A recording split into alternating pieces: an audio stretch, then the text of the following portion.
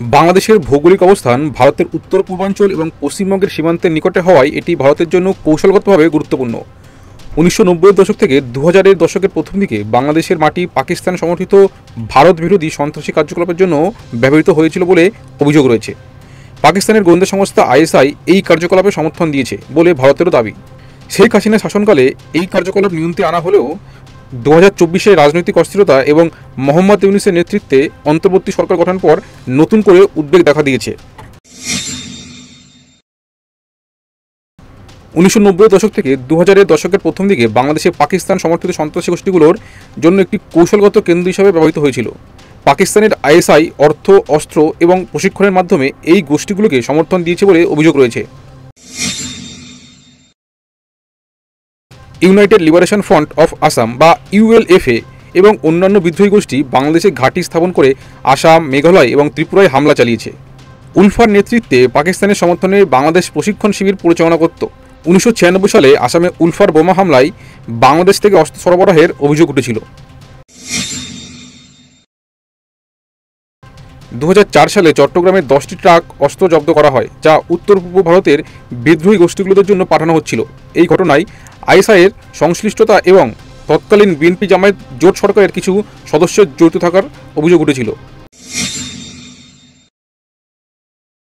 হরকাত উল জিহাদ আল ইসলামী এবং জামায়াত উল মুজাহিদ্দিন বাংলাদেশে সক্রিয় ছিল।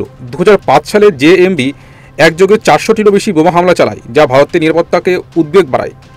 এই গোষ্ঠীগুলোর পাকিস্তানের সঙ্গে যোগ ছিল বলেও অভিযোগ। 2005 সালে 17 আগস্ট জেএমবি বাংলাদেশের 63টি জেলায় বোমা হামলা চালায়। পশ্চিমবঙ্গের বর্ধমানে একটি বোমা তৈরির কারখানায় বিস্ফোরণ ঘটে, যেখানে জেএমবি এর সদস্যরা জড়িত ছিল। তদন্তে বাংলাদেশ থেকে এই কার্যকলাপ পরিচালিত হচ্ছিল বলেও অভিযোগ ওঠে। শেখ হাসিনার নেতৃত্বে আওয়ামী লীগ সরকার সন্ত্রাসবাদের বিরুদ্ধে কঠোর পদক্ষেপ নিয়েছিল, যা ভারত বাংলাদেশ সম্পর্ক আরও উন্নত করে দিয়েছিল। বাংলাদেশে উলফা এর ঘাঁটি ধ্বংস করা হয় এবং নেতারা যেমন অরবিন্দ রাজখোয়া ভারতের হাতে তুলে দেওয়া হয়। 2016 সালের গুলশাল হামলার পর বাংলাদেশে ব্যাপক অভিযান চালায়, যা এই গোষ্ঠীগুলোর কার্যক্রম হ্রাস করে। ভারতের সঙ্গে গোয়েন্দা তথ্য বিনিময় জোর করা হয়। বিজেপি নেতা সমীর ভট্টাচার্য বাংলাদেশে পাকিস্তানের প্রভাব বৃদ্ধি এবং জামায়াতি ইসলামী তৎপরতা নিয়ে উদ্বেগ প্রকাশ করেন। Now Pakistan is desperately trying to use Bangladesh as a launchpad. 2024 সালে শেখ হাসিনা সরকারের পতনের পর এবং মোহাম্মদ ইউনূসের নেতৃত্বে অন্তর্বর্তী সরকার গঠনের পর বাংলাদেশে রাজনৈতিক অস্থিরতা বেড়েছে। এই পরিস্থিতিতে পাকিস্তান সমর্থিত সন্ত্রাসী কার্যকলাপ পুনরুজ্জীবিত হওয়ার আশঙ্কা দেখা গিয়েছে। হাসিনার পতনের পর জামায়াতে ইসলামী তৎপরতা বাড়িয়েছে, যারা ঐতিহাসিকভাবে পাকিস্তানের সঙ্গে যুক্ত। এটি ভারতের জন্য উদ্বেগের কারণ বর্তমান সরকার নির্বাচন এবং সংস্কারে ব্যস্ত থাকায় সীমান্তে নিরাপত্তা এবং সন্ত্রাসবাদ দমনে কম মনোযোগ দিতে পারে।